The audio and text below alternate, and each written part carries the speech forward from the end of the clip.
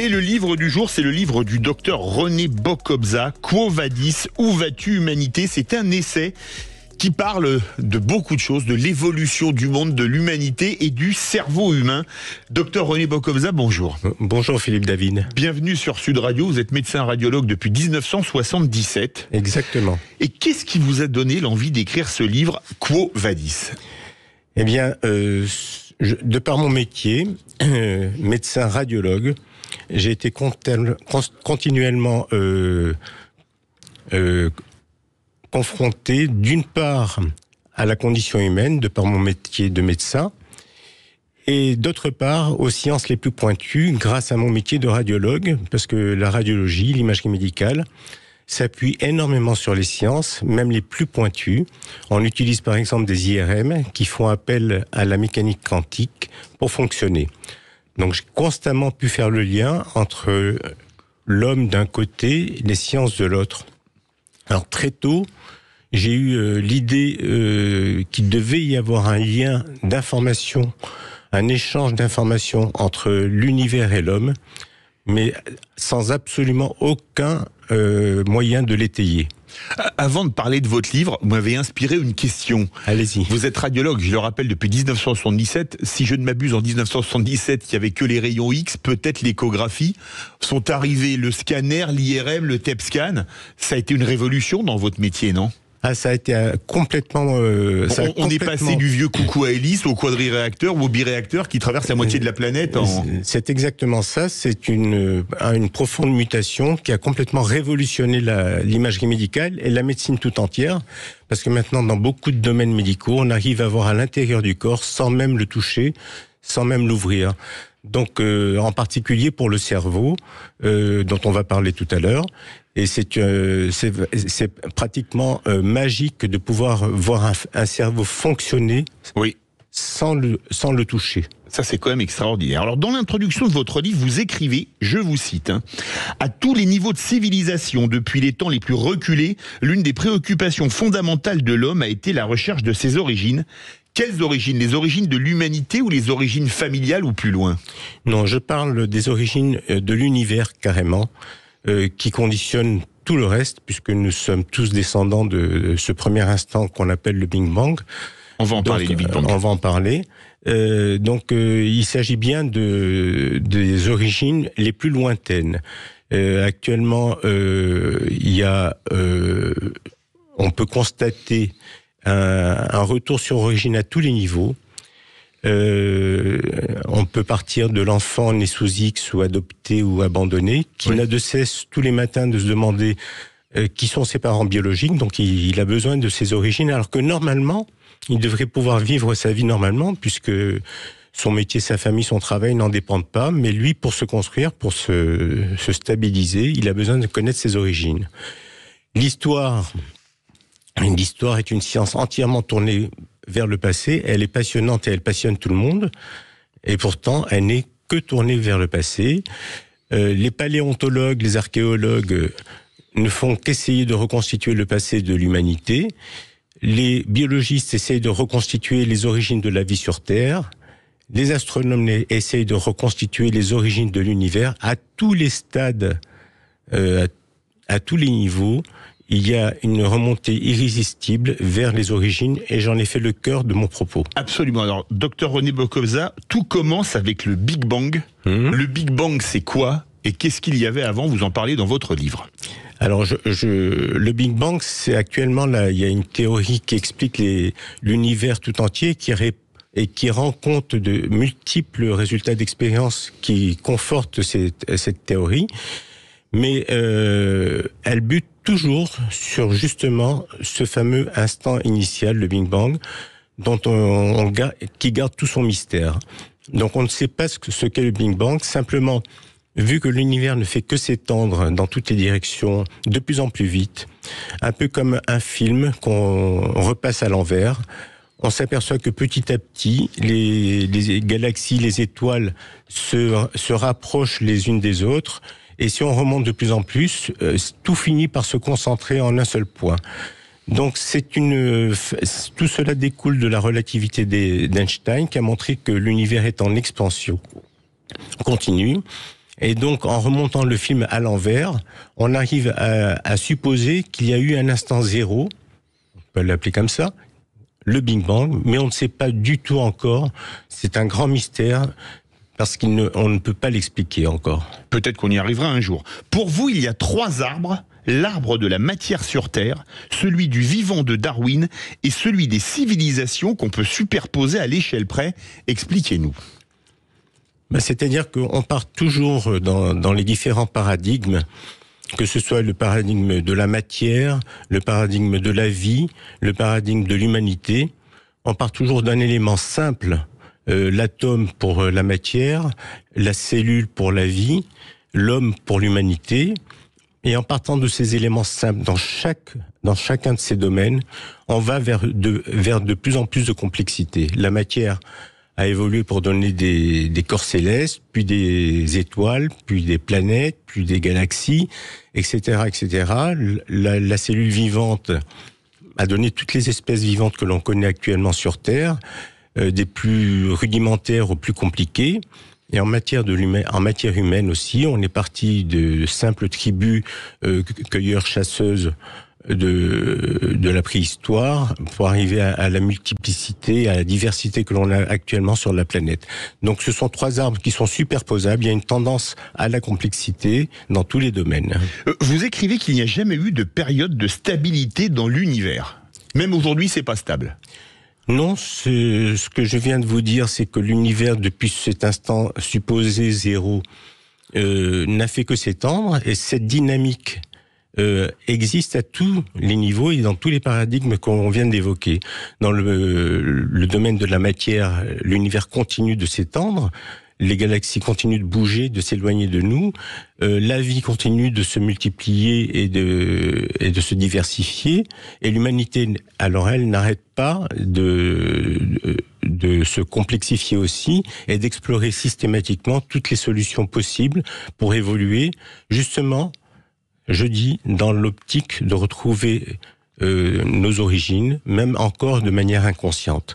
Parce qu'il faut bien comprendre que dans la thèse que je défends, le but que nous recherchons, c'est la cause qui nous a donné naissance. L'univers, alors c'est une question que je pense que vous n'avez pas la réponse, mais que tout le monde se pose. L'univers est-il infini? Et est-ce qu'on pourra le savoir un jour? Alors, on pourra peut-être le savoir un jour, je ne sais pas, mais en tous les cas, aujourd'hui, ce qu'on peut dire, déjà, qu'est-ce que l'infini? Vaste programme. Voilà, exactement. Non, l'univers mesure à 13,8 milliards d'années d'âge. Il mesure probablement à peu près 40 milliards d'années de circonférence, de volume. On ne sait pas du tout s'il est infini ou fini. Donc, on peut parler de ce que l'on voit, de l'univers observable, mais pas plus. On ne peut pas dire plus. Une dernière question sur l'univers avant de parler de l'homme, mais on fera une courte pause entre-temps. Est-ce que des vies extraterrestres, vu la taille de l'univers, vous l'avez donné extrapolé, qui est immense, ça vous paraît plausible ou pas? Ah, mais non seulement plausible, mais pour moi, c'est pratiquement automatique. Quand on voit que ce qui fait la vie sur Terre, le carbone, l'azote, l'hydrogène, etc., sont des composants que l'on retrouve dans tout l'univers avec les nouveaux télescopes que l'on envoie, il n'y a aucune raison pour ne pas que la vie ait pu se développer ailleurs que sur Terre. Quo vadis, où vas-tu humanité? Un essai du docteur René Bocobza publié chez Les Impliqués. On a parlé de l'univers, du Big Bang, maintenant on va parler de l'homme. Et là, c'était déjà passionnant, mais là, c'est absolument passionnant. On va apprendre notamment plein de choses sur le cerveau et son évolution. Vous avez des questions à poser? Appelez-nous, c'est Zach qui prendra votre appel au 0826 300 300.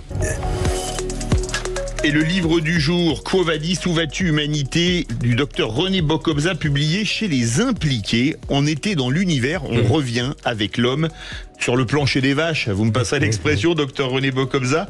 Vous écrivez que l'homme était bourré de handicap et il a pourtant survécu et il a dominé l'espèce, toutes les espèces. Comment? Alors, effectivement, l'homme par rapport aux autres espèces n'a pas de protection naturelle. C'est ce que vous écrivez, il n'a pas de fourrure contre le foie, il n'a pas de griffes pour grimper ou se défendre. Il n'a pas de crocs, il a des sens amoindris, une vue qui n'est pas très performante, un odorat non plus, et pourtant, effectivement, il s'est imposé sur les autres espèces et il a pu coloniser la planète tout entière. Pourquoi ? C'est uniquement grâce à son cerveau. Ce qui s'est passé avec l'apparition de l'homme, c'est ce qui s'est passé. Alors, on va prendre deux analogies. D'abord avec les corps célestes, quand ils ont commencé à se former, ils ont pris une autonomie par rapport à l'univers primordial qui était uniquement particulière. Quand il y a eu les premiers corps célestes, c'est devenu autonome. Quand la vie est apparue sur une planète, la Terre, par rapport à l'environnement terrestre qui était cataclysmique à l'époque, la vie a pris son autonomie. Et ben, de la même façon, l'homme, dans le règne du vivant, quand il est apparu, il a pris son autonomie par rapport au reste des espèces grâce à son cerveau qui lui a permis de se poser des questions et d'interroger son environnement. C'est grâce au cerveau à son cerveau supérieurement intelligent que l'homme a survécu. Il courait pas vite, il nageait mal. Uniquement grâce à son cerveau qui lui a permis de supposer, d'inventer et d'appliquer tout ce qui lui passait par la tête, tout ce qui pouvait lui passer par la tête comme explication. Vous faites l'hypothèse qu'une boucle rétroactive informative reliait l'être humain à ses origines les plus lointaines. Qu'est-ce que c'est ?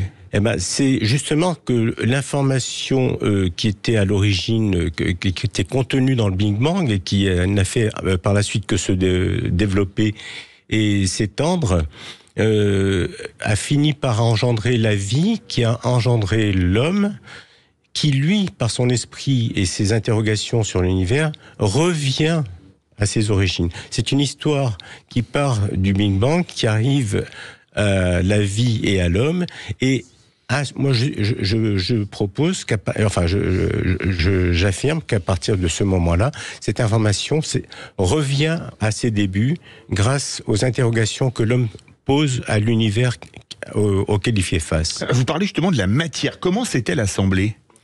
Alors, tout ce qui s'est assemblé comme corps différents depuis le Big Bang, ça a été un immense jeu de puzzle et de complémentarité. Le plus et le moins s'écarte en termes de force électrique s'écartaient, les corps célestes s'attiraient, et quand il y avait complémentarité, quand les formes se complétaient comme un puzzle, elles s'assemblaient.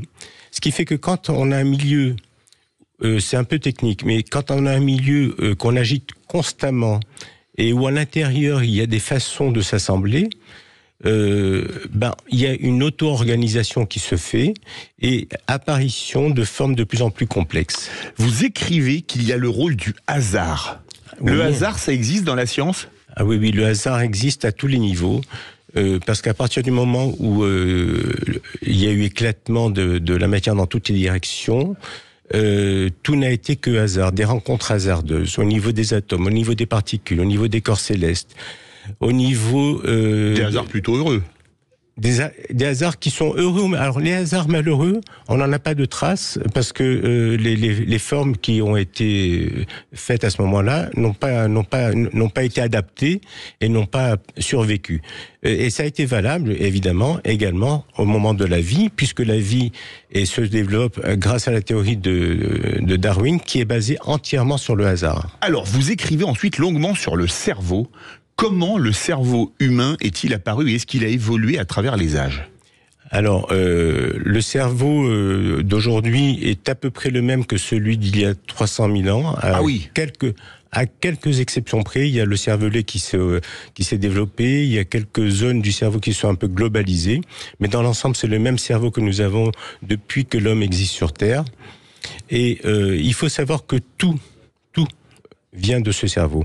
Du premier silex taillé pour faire du feu, à la navette spatiale, des chamans à Bergson, de Lascaux à Picasso, absolument tout vient du cerveau humain. Même l'idée de Dieu vient de ce cerveau. Ce n'est pas Dieu qui a eu l'idée de l'homme, c'est l'homme qui a eu l'idée de Dieu. Donc absolument tout. Alors comment il s'est développé ? Il est apparu vous parliez de hasard, grâce à une mutation, une petite mutation très infime qui a permis une multiplication par 6 des neurones du cerveau par rapport aux autres espèces. Alors, une chose est essentielle dans le cerveau, moi je suis béotien, je l'ai appris en lisant votre livre, les neurones et la synchronisation neuronale. Alors j'ai de vieux souvenirs de Sciences Nat. Comment ça marche le neurone et la synchronisation neuronale ? Alors, ce qu'il faut savoir, c'est que le propre du cerveau et du neurone, c'est d'émettre un signal, d'avoir une activité qu'on appelle spontanée. C'est-à-dire que si vous prenez un neurone isolé, il va produire un signal. C'est donc tout le fond de ma thèse est là-dessus. C'est que l'information, à un moment donné, n'a pas fait que se diluer dans l'univers. Elle s'est concentrée grâce à la vie qui a organisé le chaos ambiant dans un métabolisme cellulaire bien ordonné, qui a mené par la suite aux neurones et au cerveau. Donc, le cerveau a une activité spontanée qui lui fait émettre des hypothèses spontanées qu'il confronte à la réalité pour voir si elles sont réalistes ou pas. Et c'est un des rares organes comme le cœur, le rein, qui fonctionne 24 heures sur 24 parce que même pendant notre sommeil, il nous alerte s'il y a une odeur de brûlé, si... H24 pour le cerveau, il n'y a jamais de pause ou de stabilité complète du cerveau. Il fonctionne tout le temps.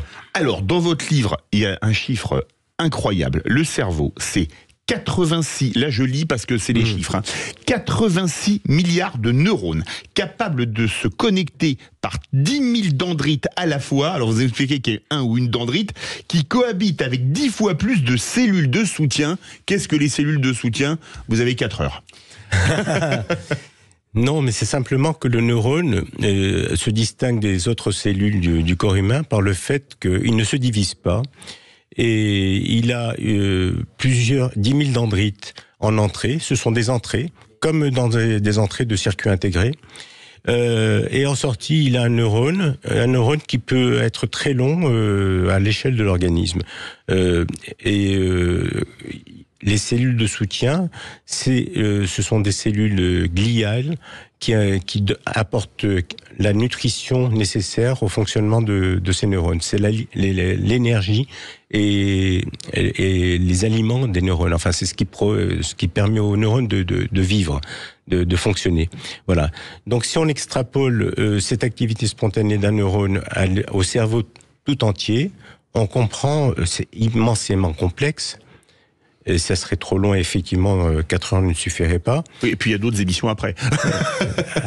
Donc, si vous voulez, effectivement, le cerveau travaille H24 avec ce nombre de neurones. Alors, une question m'a été inspirée par votre livre. Entre la personne vraiment lambda qui a une intelligence très limitée et Einstein, est-ce qu'ils ont le même cerveau ? Et sinon, qu'est-ce qui les différencie ? Ils ont absolument le même cerveau. Ce qui les différencie, c'est leur éducation, leur environnement. Ça, vous en parlez, on va en parler plus tard des déterminismes sociaux sur le cerveau. Qui fait que chaque individu a une histoire propre qui façonne... Alors, le cerveau, à la naissance d'un bébé, il a la totalité de ses neurones et la totalité de ses dendrites. Ce qui fait qu'il n'est pas coordonné. On voit les mouvements saccadés que fait un bébé, tout le monde le sait. Et petit à petit, avec l'éducation, apprendre, c'est élaguer. Il y a tellement de ramifications dans les connexions neuronales que tout au début est anarchique et que l'apprentissage, c'est justement de renforcer les synapses qui vont être utiles à la marche, utiles à la parole, et de couper les synapses qui ne serviront à rien. Et cela va bien au-delà, puisque dans l'éducation, dans l'apprentissage d'un individu, il va favoriser tel ou tel apprentissage, telle ou telle façon de penser par rapport à son voisin. Et ce qui fait qu'il y a des Einstein et qu'il y en a qui ne le sont pas. Oui, puis Einstein, il n'y en a quand même pas beaucoup. À votre avis, à quel point sommes-nous déterminés socialement et quelle est notre marge de manœuvre ? Alors, le libre arbitre humain et vous posez la question, le libre arbitre humain existe-t-il ? Absolument, il existe puisqu'il y a une fluctuation à tous les niveaux de l'univers et du cerveau, c'est-à-dire que il n'y a jamais de reproduction à l'identique d'un geste ou d'une parole ou du rappel d'un souvenir, il y a toujours une variation, une fluctuation sous-jacente qui fait que cet indéterminisme de base du cerveau nous rend pleinement responsables de nos actes. Et il y a la conscience. Vous en parlez dans le livre, la conscience, c'est quoi ? La conscience, c'est le fonctionnement du cerveau. Le cerveau, il capte extérieurement des stimuli visuels, olfactifs, auditifs. Il synthétise, comme on vient de le voir, des hypothèses spontanées intérieurement. Il exprime, et cette expression, c'est la conscience. D'accord. Je me posais une question, vous en parlez d'ailleurs, le rationnel et l'irrationnel, ça change pas selon le cerveau qu'on a, parce que parfois vous avez un immense champion qui fait un truc complètement délirant, on dit mais ce qu'il fait c'est totalement irrationnel et ça lui permet de gagner. Est-ce que c'est comme pour le cerveau d'Einstein ou de madame ou monsieur tout le monde? Est-ce que l'irrationnel et l'irrationnel c'est la même chose pour tous les cerveaux? Alors, il faut ce qui distingue le rationnel de l'irrationnel, c'est la façon d'expliquer ou de raisonner. Le rationnel, c'est toujours logique, ça part de prémices, et puis il y a un raisonnement qui aboutit à une constatation, et c'est un peu le domaine de la science et il est opposé habituellement à l'irrationnel, qui serait complètement tout ce qui n'est pas raisonnable, logique et déterministe. Ceci dit, il est très important quand même de noter que les deux sont liés et qu'il y a un certain monsieur Damasio qui a dit qu'on ne peut pas prendre, parce que vous savez, c'est le débat habituel de la raison, le cœur et la raison. Oui, le cœur, c'est raison que la raison ne connaît pas. Voilà, c'est exactement ce même débat. Simplement, on sait maintenant que pour prendre une bonne décision rationnelle, il faut une part d'irrationnel. Je voudrais vous poser une question. On m'avait raconté une chose il y a quelques années, pour une réponse courte, parce qu'on va faire une pause. On m'a dit que en cas de danger vital pour un être humain, il pouvait voir toute sa vie en 1/10 de seconde. Revoir sa vie, est-ce que c'est vrai ? C'est pas impossible du tout. Et d'ailleurs, c'est un peu ce que l'on suppose qui se produit au moment du décès. Parce qu'on a pu enregistrer des électroencéphalogrammes autour d'un moment d'un décès. Et il y a des ondes de gamma qui ont été en flash au moment du décès, dans les 30 secondes qui précèdent et qui suivaient le décès. Et on suppose qu'il y a un défilement de la vie à ce moment-là. Docteur René Bocobza, Quo Vadis, où vas-tu, humanité, publié aux Impliqués. L'interview continue, ça réagit au 0826 300 300. On a des questions à vous poser sur le cerveau. Écoutez, vous voulez réagir, c'est le même numéro, toujours, il y a déjà des appels en attente, le 0826 300 300. Nous sommes en compagnie du docteur René Bocobza, radiologue, pour ce livre Quo Vadis, où vas-tu, humanité, un essai qui est publié chez les Impliqués, qui parle notamment du cerveau. Ça fait réagir au 0826 300 300, direction Orléans. Bonjour Stéphane. Oui, bonjour, merci d'avoir pris mon appel. Avec plaisir. Oui, j'avais simplement une petite remarque à faire, parce qu'en fait, vous avez dit tout à l'heure qu'effectivement l'homme avait pu se différencier et devenir autonome uniquement grâce à son cerveau. Je voulais simplement faire remarquer que c'était aussi grâce à ses mains. On peut penser que le cerveau humain se serait retrouvé dans un chat ou un oiseau. Son évolution et son autonomie auraient peut-être été différentes. Voilà. Alors, restez en ligne, le docteur Bocobza va vous répondre. Oui. Il est bien évident qu'il y a une synergie constante entre le cerveau et les mains depuis que l'homme est bipède, depuis que les premiers hominidés. Et parce que l'homme marchait à quatre pattes au départ. Non. Il a toujours été bipède. Il a toujours été bipède. La bipédie a permis justement un dialogue constant entre le cerveau et les mains. Et au fur et à mesure de différentes espèces d'homo, Homo erectus, etc. Donc le cerveau s'est développé par cette interaction, bien sûr. Mais c'est le cerveau qui interroge, qui fait des hypothèses et qui répond à ces questions. Mais il est ce qu'il est grâce effectivement à cette interaction constante avec les mains. Tout à fait. Vous voulez une autre question, Stéphane ? Vous avez votre réponse. C'est parfait. Merci beaucoup, Stéphane d'Orléans. On vous souhaite, bon après-midi, on vous souhaite de très bonnes fêtes de fin d'année. Cap légèrement au nord-ouest, direction Melun. Bonjour Michel. Michel au féminin, comme la magnifique chanson des Beatles. Michel ? Bonjour. Bonjour, nous vous écoutons. Vous êtes en direct sur Sud Radio.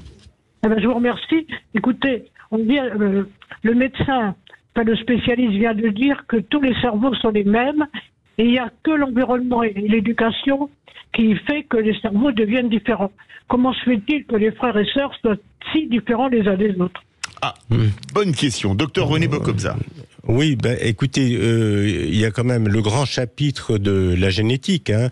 C'est une immense loterie qui fait que nous soyons tous différents, que ce soit au niveau de la même fratrie, que entre fratries, entre familles, entre espèces humaines, enfin civilisations asiatiques, occidentales, etc. Donc tout ce qui concerne le cerveau, tout ce que je viens de dire, concerne l'architecture générale du cerveau.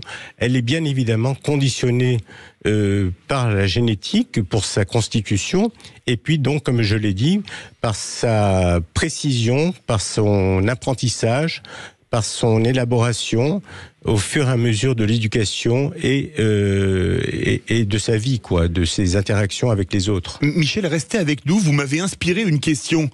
Je vais la poser. D'après ce que j'ai lu, c'est peut-être comme une légende urbaine que des vrais jumeaux ont un seul point de divergence, ce sont les empreintes digitales. Est-ce que deux jumeaux ont le même cerveau, des vrais jumeaux, bien évidemment, hein? Et les deux jumeaux ont le même cerveau sur le plan anatomique, mais ils sont différents. On a constaté que pour faire un même geste, comme par exemple un pianiste, même chez les jumeaux, il y avait des différences dans les circuits actionnés pour faire la même chose, exactement la même chose. Ah oui. Donc oui. Donc, deux jumeaux, vous les mettez devant un clavier de piano ou avec un ballon de football dans les mains ou une raquette de tennis, ils n'auront pas le même coup droit, par exemple. Exactement. Il y a une indétermination constante à la base même du fonctionnement du cerveau, qui fait que même deux jumeaux ne sont pas tout à fait identiques. Ils ne font pas exactement les mêmes choses. Ah oui. Michel, vous avez une autre question ? Non, pas du tout. Merci à vous, on vous souhaite une bonne journée et de bonnes fêtes de fin d'année. Moi j'en ai d'autres, des questions. Est-ce que pour vous, alors vous le dites, l'IRM c'est une révolution, c'est l'imagerie par résonance magnétique. Vous qui avez commencé avec les rayons X, qu'est-ce que ça a changé et qu'est-ce que ça a permis de découvrir dans le cerveau, l'IRM ? L'IRM, le toucher. Oui, l'IRM c'est vraiment un outil magique, c'est un miracle, dans la mesure où avant, pour voir un petit peu et mal le cerveau, on était obligé de pratiquer des gestes envahissants, de mettre de l'air dans le liquide céphalorachidien. Il y avait des décès, c'était absolument affreux. L'IRM, c'est un véritable miracle, encore une fois. On arrive à voir le cerveau fonctionner, c'est-à-dire qu'il y a l'IRM fonctionnel.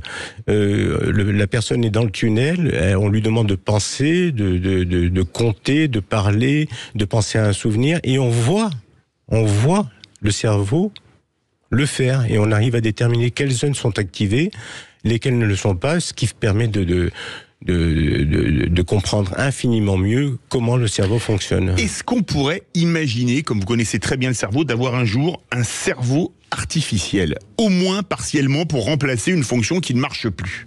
Alors, pour remplacer une fonction qui ne marche plus, pourquoi pas ? C'est-à-dire implanter des électrodes pour faire marcher un bras, un membre, pourquoi pas ? D'ailleurs, il y a des implants actuellement qui sont en train d'être faits, mais pour remplacer le cerveau, comme vous l'aviez vu tout à l'heure, 86 milliards de neurones avec... Oui. Non, ça non, on en est encore très...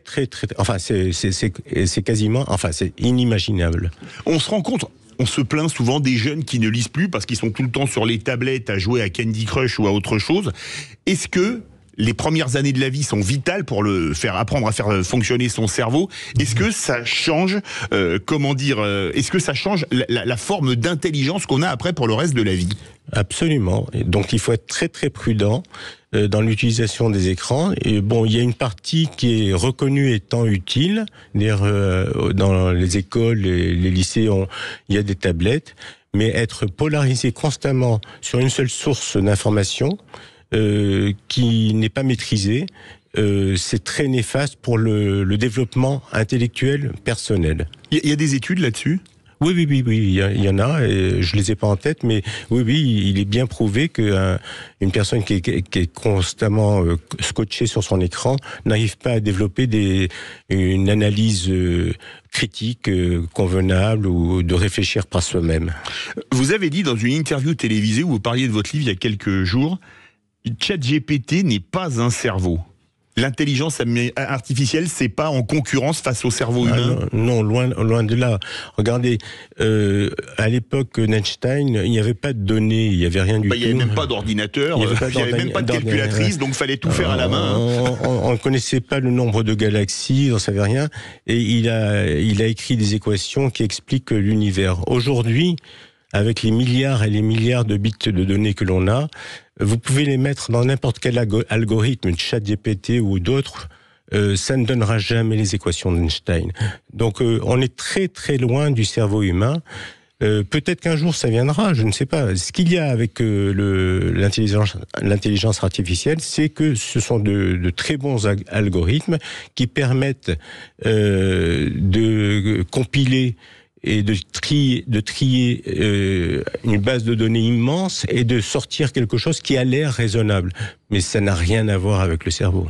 À votre avis, on connaît combien de pourcents de la science du cerveau aujourd'hui?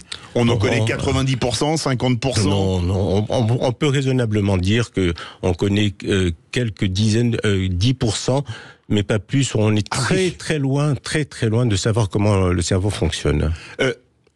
Complètement, je veux dire. Quelles sont les dernières découvertes les plus importantes sur le cerveau qui ont été faites? C'est l'équipe de Neurospin avec Stanislas Dehaene, Lionel Nakache et Jean-Pierre Changeux qui sont en train de préciser les modes de conscience, le code de conscience, comment le cerveau est conscient des événements et comment il arrive à les matérialiser et à les exprimer. Et puis, ça permet surtout, dans ce domaine, de voir les degrés de conscience chez les personnes dans le coma. Ça nous permet de bien savoir s'il y a vraiment une conscience, même malgré l'état comateux ou pas. Et quelles sont les découvertes que l'on est peut-être sur le point de faire en ce moment? Parce que c'est passionnant, le cerveau. Il n'y a pas d'étape tranchée dans la découverte dans la découverte du fonctionnement du cerveau. C'est progressif. Ça dépend des chercheurs, mais voilà, je vous dis actuellement, c'est les états de conscience dégradés qui sont sur le devant pour voir, pour préciser l'état mental, l'état conscient ou pas d'une personne dans le coma, par exemple. À la fin du film Lucie de Luc Besson, elle arrive à faire fonctionner son cerveau à 100%. Quelqu'un qui arrive à utiliser, alors pas dans un film en vrai, qui arriverait à utiliser son cerveau à 100%, il trouverait un vaccin contre le sida dans les 6 mois qui suivent, un remède contre tous les cancers dans l'année suivante, et il inventerait un train qui roule à 900 à l'heure, sans risque d'accident et en consommant peu d'énergie?